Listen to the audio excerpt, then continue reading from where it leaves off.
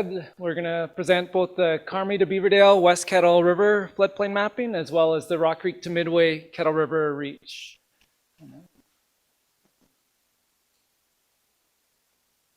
And the agenda that we got going for this set of slides is we'll provide a bit of an introduction of the project and kind of build off of what Christina said and then provide some background information. And then from there we'll present the hydrology, the hydraulic model itself, some geomorphic assessment, and of the geomorphic hazards, and then the actual mapping itself. And then at the end, we'll kind of discuss like where do we go from here and how do we use these maps.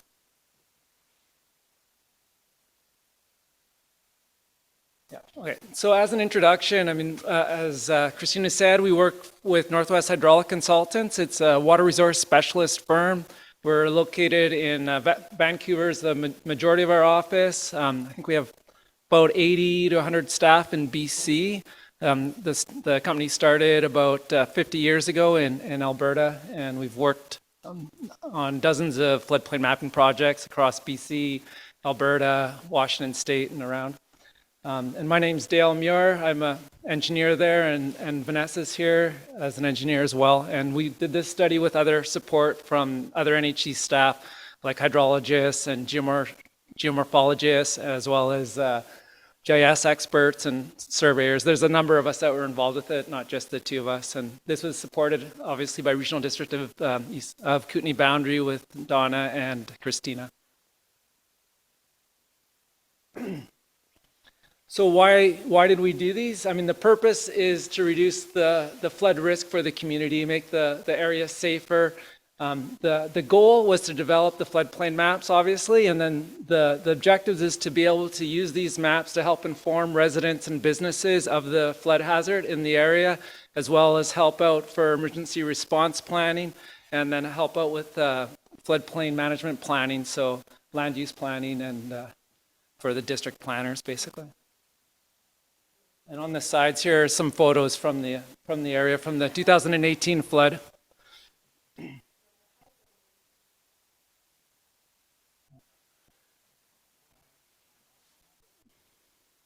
So to reduce the flood risk, there's kind of two different categories of approaches that can be used. One would be structural and one would be non-structural. So structural, we're talking about reducing the flood by reducing the magnitude of the flow by storing water upstream, or reducing the actual flood level or flood hazard at the site by putting dikes in. So that's this kind of floodplain mapping can support that kind of information, but typically the structural measures are more usable or more feasible for really dense populations. And so most of this work is focusing on the non-structural aspects. So that's basically the floodplain management, land use planning. So that's like basically zoning and building restrictions, and then public awareness and education, and emergency preparedness, as well as monitoring and of flood conditions.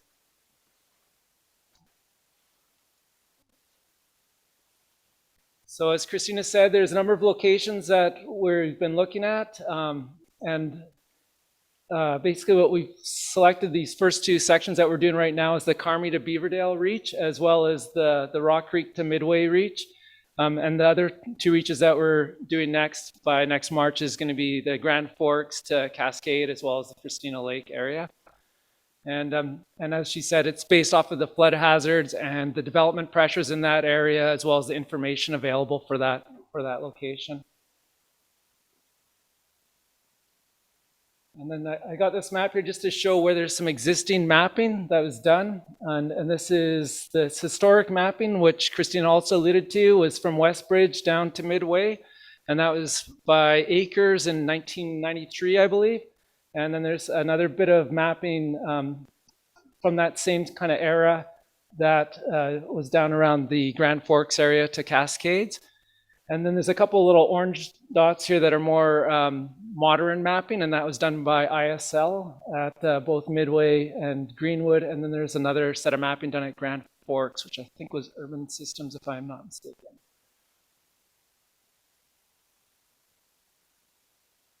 And the other set of mapping, it's not the same type of this detailed mapping, as Christina said, was the risk study. So I've just put this in here because that did help guide which areas to do and what to prioritize, similar to what Christina said.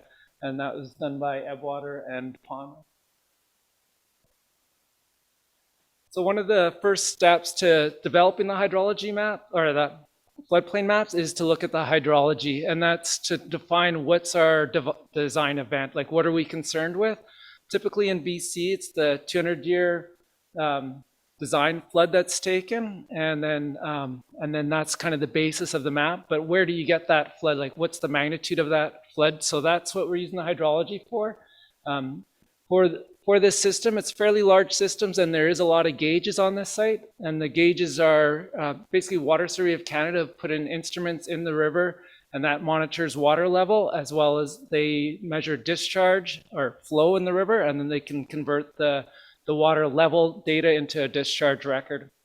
So the little green dots on the map are all the Water Survey of Canada gauges that exist in the watershed, with the I believe the red dots are discontinued gauges, and the yellow polygons are the areas that our study reached currently. I'll just kind of blow up on here a little bit, or zoom in, I guess. So in the Carmi Beaverdell Reach, there's about 4 gauges that were fairly useful in this area. And I put a star on the West Kettle River at Westbridge, and that's where we've taken most of our data. Just it seemed the most representative of the study reach. And despite there's the one discontinued gauge that's right in our study reach, it had a shorter data record, and it was determined to use the longer term data that was seemed more appropriate to use for this site. And it had a data record from 1914 to 2019, so it's got a fairly long data set. And then from the Rock Creek to Midway, again, there's a number of gauges. Some of them are similar here. They're actually in blue dots, and the different colors represent the different watersheds that are feeding to the site.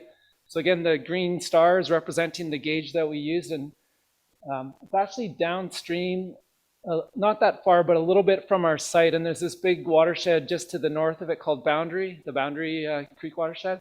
So that watershed, we took the flows that we assumed were, or we estimated were coming from that watershed during a flood event before applying the data from the lower gauge up to that site. And this site's been around also since 1928, so a little bit later, but it's still been there for a long time. So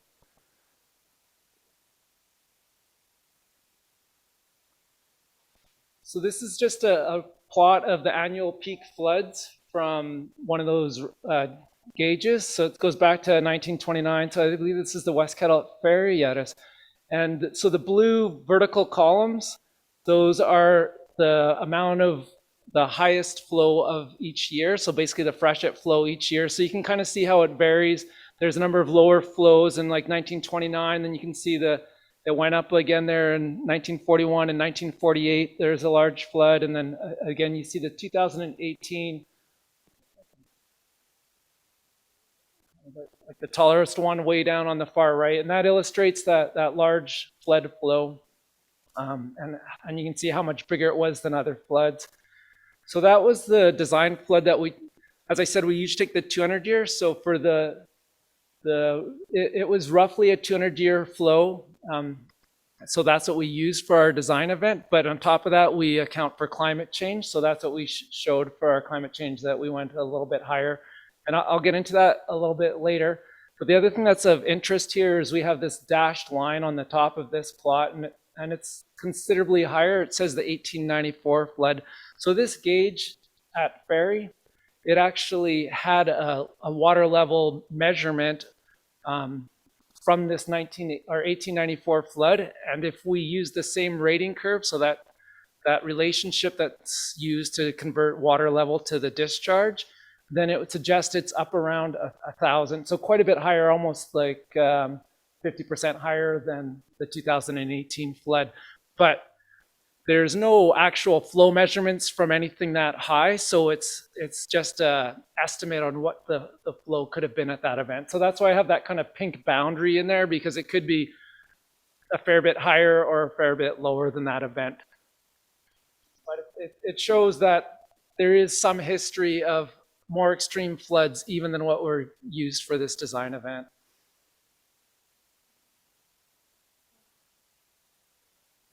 And this just kind of, again, shows how we typically come up with the design flow. So this is the frequency plot. So what we plotted out here is all the black dots are the actual annual peak flows for each year of the data record.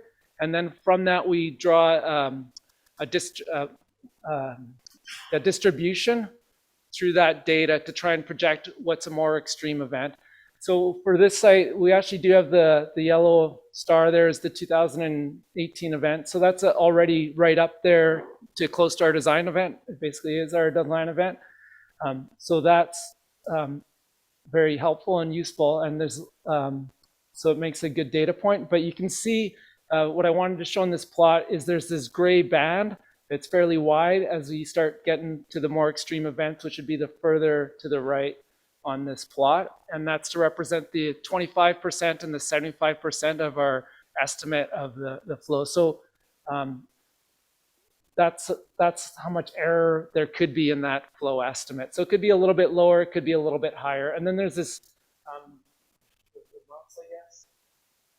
this red dot that represents the 1894 flood, and again, how much higher it is, and that red line is again representing the uncertainty in the potential flow estimate for that. 1894, so what did I say? Oh, 1894. Yeah. 1984.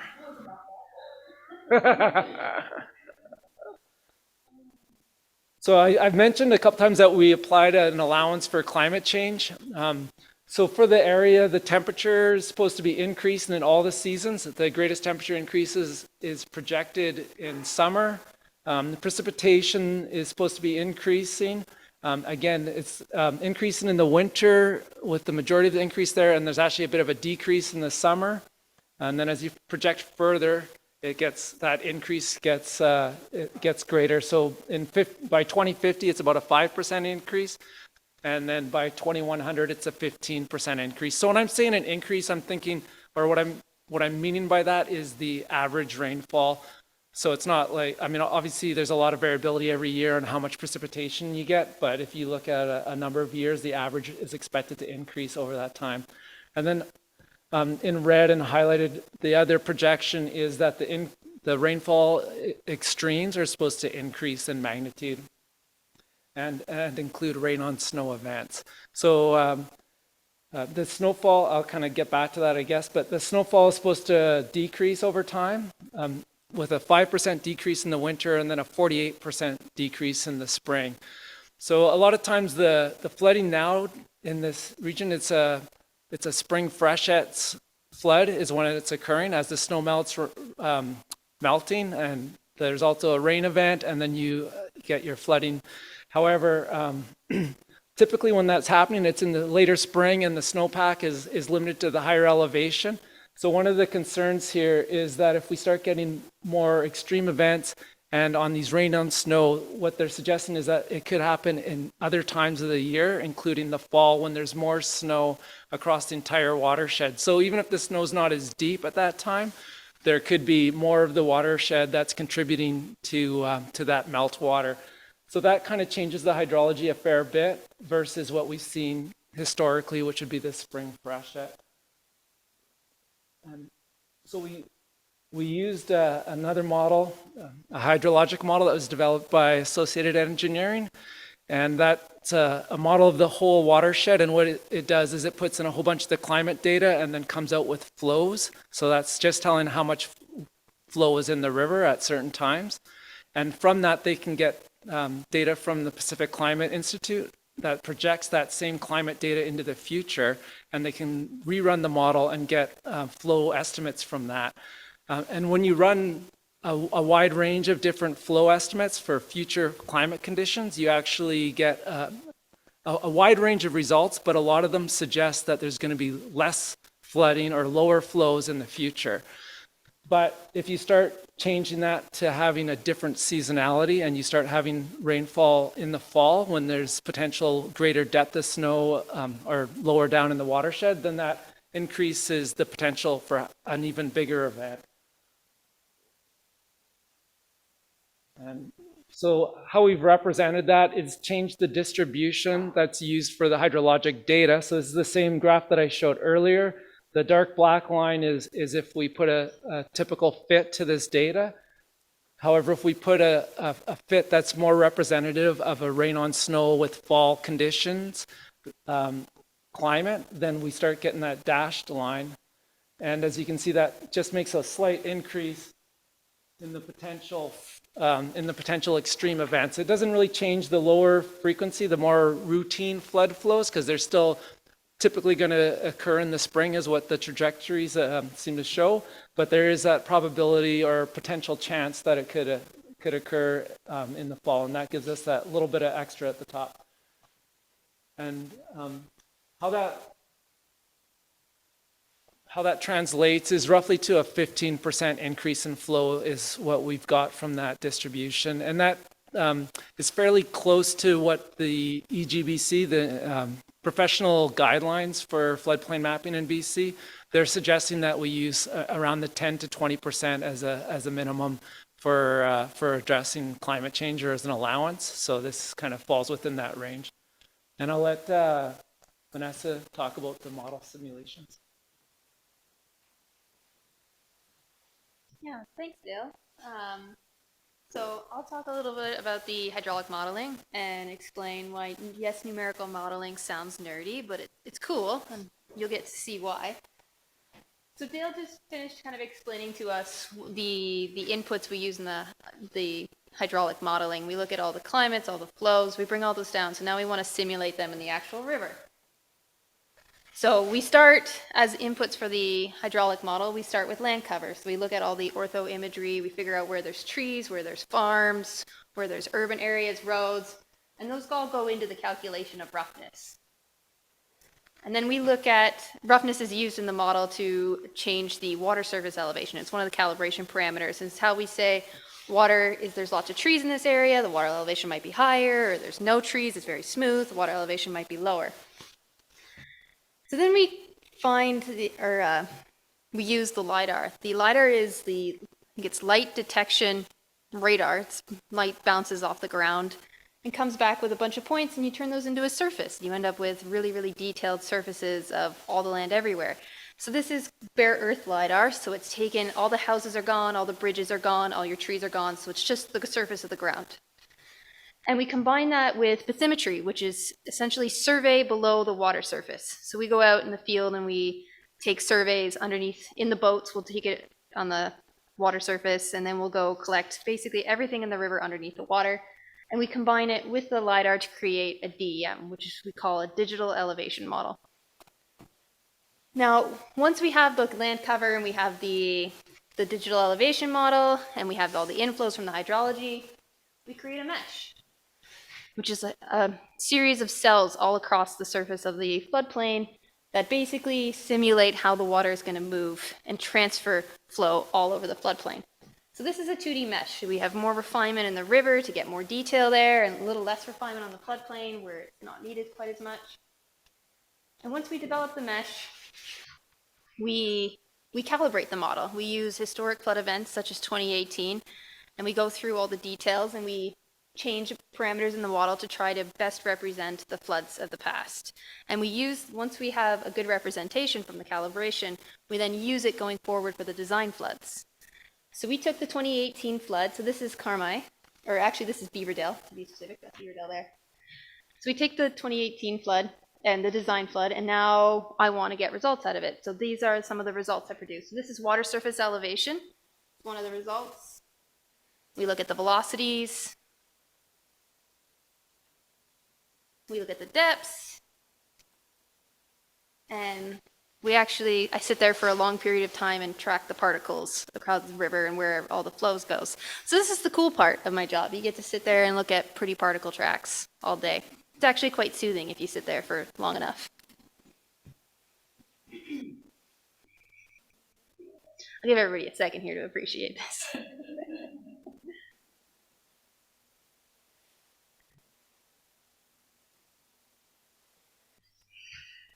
So the next piece was the geomorphology. So the geomorphologists take my answers from the hydraulic model, and then they want to look at what does that mean for the river? How much does it move through time? Erosion? Is it going to avulse, which is basically move its channel, bank, like make a new route for itself?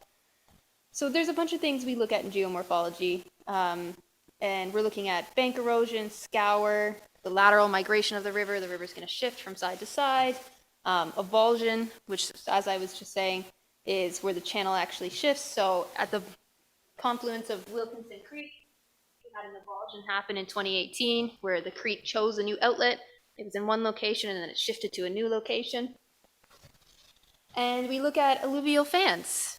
Now, alluvial fans are interesting. This is where water comes down from like a steeper slopes, and it brings down sediment, and then it meets a flat floodplain. So water and sediment tend to go everywhere, and they make this lovely fan shape that you can see there. Now, alluvial fans are always a challenge and interesting because it's difficult to tell where the creek is going to be. By default, they'll pick one path down the fan, but they can have a blockage, or there'll be sediment, or too many trees get in the channel, and it'll jump out of its bank and reroute and find a new path down the channel, and these can change all over the fans over time. There's an arrow. So there's where there's an example of where the channel is right now, but you can see here, this is where it's been terribly, just enough so you can see it. You can see little historic relic pieces for where the channel has been in the past. So they're difficult to figure out where exactly the risk might be on them. But we use this information to, and combined with the hydraulics, to come up with floodplain maps. So from the hydraulic model, we get the design flood, and then we break it into a floodway and a flood fringe. Now, a floodway is where a majority of the flow in the river is moving. So we're looking, that would be where you have fast-moving water, or you have really deep water. It usually corresponds to roughly a 20-year flood, give or take. It's kind of approximately that size. And then the flood fringe is basically everywhere else that's inundated. So it's either shallow or just very slow moving. Now, the geomorphology, once we've looked at all the erosion, and we look at a bunch of air photos, and we've mapped historic bank lines, we figure out how much we think the river can erode in a single event, and then we apply offsets to the river and we set boundary lines on it. So that's where the yellow line comes in, the high hazard alluvial setback, which is this line you see here. This is roughly where we think the river could move to, potentially, or erode to in a single event, or a series of small events over time. Now the purple line, purpley fun line, depending on your view, this one is out here. This is the moderate fluvial hazard lines. It's more like the modern valley bottom. So this is where we think the river could move to over like a longer period of time, 50 years, 100 years, potentially even longer. If there's assuming there's no preventative action to stop the river from moving, this is like a series of events, and it erodes, and it just eventually moves in this direction. And then lastly, we have the unrated fan hazards. Now, they're classified as unrated because we haven't gone and looked at each of them individually to figure out where creeks could move all across the fan. But it's still important to identify that the fans are there and they exist, and that they can propose a potential hazard to people. So here's a little schematic too of how this looks in profile. So you have roughly your 20-year flood is your floodway, and then you have the design flood levels, that's just your 200-year, and then we add climate change and freeboard to that, and that's what creates your FCL levels. So that's what we've mapped in ISO lines all through the maps. So if you're looking for mitigation on your civic property, you would want to build typically above the FCL to ensure your house doesn't get wet. And I should also say we've identified to the 20-year flood in the small letters. So there's the big letters, which are your FCL, and then there's in little tiny letters right behind it, which is your 20-year flood. So 20-year flood is important for anybody with septic. You typically want to be above the 20-year flood so your septic doesn't flood very regularly, or ever, hopefully. You want to do this, or you want me to do it? Okay. So once we've finished making the maps, we typically like to validate and compare them to the previous floodplain maps. So we'll go back and we'll look at what people have figured out previously and make sure it makes sense with what we've come up with modern day values. So as Dale was showing, like the Rock Creek has historic maps for its entire reach.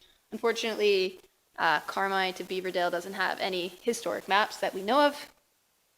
So we really only could look at the Rock Creek reach for overlapping.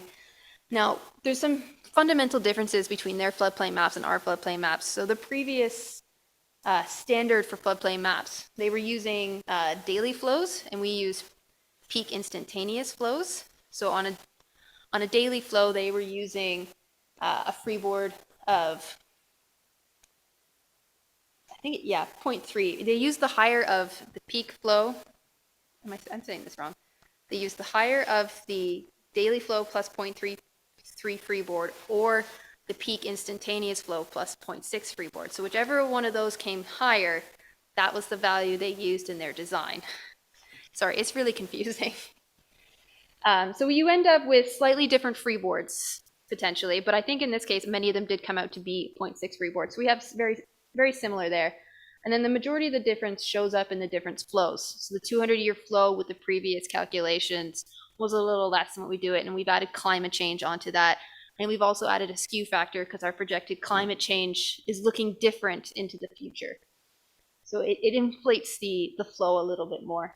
And otherwise, they were fairly similar. The channel roughness coefficients for the rivers were pretty consistent throughout the reaches. There were some slight differences in the modeling. They used 1D models and we used a 2D model. It's just should get similar answers. It's just a new, slightly different techniques coming into the future. So what were the actual differences in the water levels? So depending on where you were, the village of Midway, they're about ranging from 0.7 to 1 meters below the Rock Creek FCLs, and 0.6 to 1.5 in the Rock Creek to Midway maps for the West Bridge to Midway flood maps.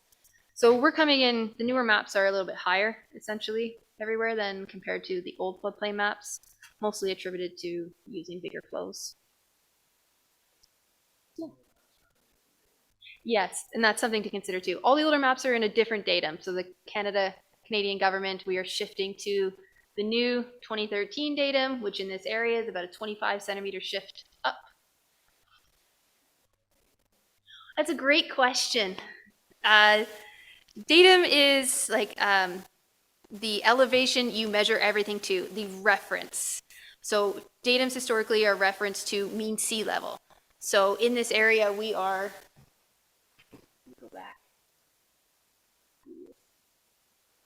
We're in the 580 elevation range. So we're like 580 meters above sea level, ballparkish. So previous datums, how they calculated the transfer of elevation from sea level across the province, because back in the day, you used to have to do that all by hand and set benchmarks and like climb over the mountains and track it the whole way. Now we're modern, we get GPS, we get satellites, and geoids, we get to use electronics to figure out this all out for us. So as it all progresses forwards, they make more corrections to these because they're just mistakes and things change in the land. Also subsidence and subsidence change and make all the benchmarks slightly different going forward too. So there's been Canada has like a set datum that they use. Everything is like its standard reference, and we've migrated now from the CVGD 1928 datum to the CVGD 2013 datum. So there's a shift. So whenever you look at these and you look at old maps, you have to remember that they're in the old datum, so you have to add 25 centimeters to get it into the new datum. 25 centimeters just in this reach. It's a spatially varying change. It's 30 centimeters in Okanagan. It's 17 centimeters at the Fraser. It changes, it's like 40 centimeters up near Pemberton, so it's different everywhere. Yeah, that's a good question.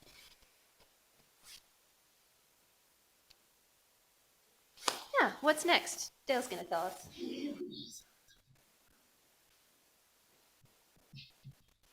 Yes. So, I mean, this is the same slide that I showed earlier. So again, just kind of reiterating that we're looking at the non-structural mitigation measures. That's kind of like the most effective and efficient way of reducing the flood risk in this type of community versus like a large dense city, for example.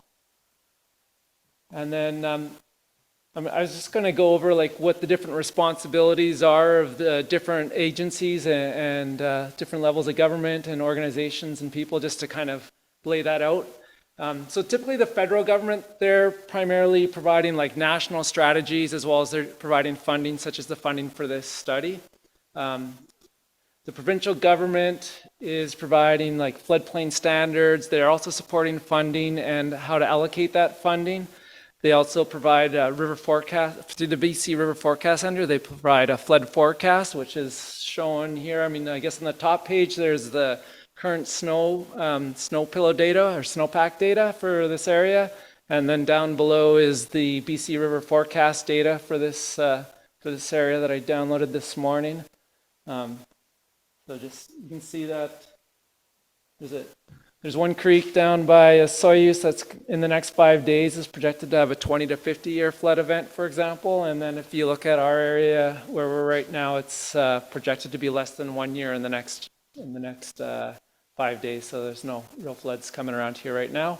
So that's one of the things that the provincial government does. They also look at dike safety and emergency planning for areas or flood risks that in multiple jurisdictions for when it crosses over a number of communities or local districts. And then as well, they help with emergency response planning and recovery. And then we'll go into the local government, and I think Donna might talk a little bit more about this, but they're doing more of the local flood mitigation planning, and they're identifying flood hazards. So this is what this study basically is supporting, that identifying the flood hazards and gaining that information.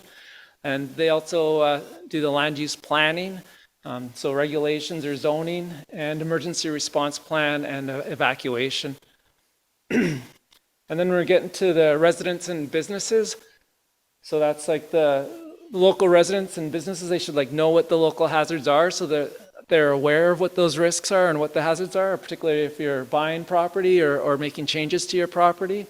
And then once you also know the risks, you should also prepare for those risks. And that's both being prepared in your household. And there's some examples here that I've taken out of a provincial document on this lower figure here. And I think there's some on some of the posters up here as well. It's, you know, make sure that you have valuables that might get damaged with flooding up high if you can. And there's a number of items here that you can do to try and flood proof your home a little bit better.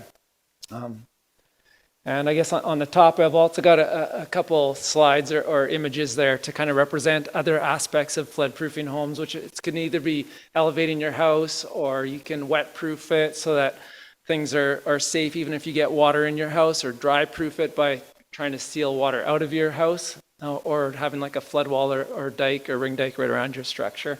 That's actually coming from the states, and some jurisdictions have a lot of information on that kind of flood proofing of your property and your home. I wouldn't necessarily, I'd say there's maybe some opportunities to provide some better information in Canada for that kind of aspects, but there is some out there that can help with that. And then there's procuring flood insurance where that's available. So the funding that comes from the federal government and the province, they only fund post a flood event. They'll only fund non-insurable items typically. So that's what their mandate is. So if you can get flood insurance and you don't buy it and you get flooded, there's a good chance you might not get reimbursed or recovery funding from that. And then the other thing is the evacuation upon order. So if there's an order to evacuate, then if you're a local resident or business, then you should be aware of that. Something that's maybe, I guess, preparing household businesses, which I didn't mention, which is maybe a big one now that we've gone through this COVID, is just having like a business continuity plan, so that if you have a business that you can keep your business operational in the event of a flood. And that should be known for businesses and residents, whether you're in the floodplain or or not. I mean, there's a number of residents that were here earlier that said that they live way like up on high ground away from the floodplain, but they still have to cross a bridge and some land that crosses the floodplain, and they might be isolated. So it's important to know these hazards, even if you're not directly in there, because they might impact your daily life if a flood occurs.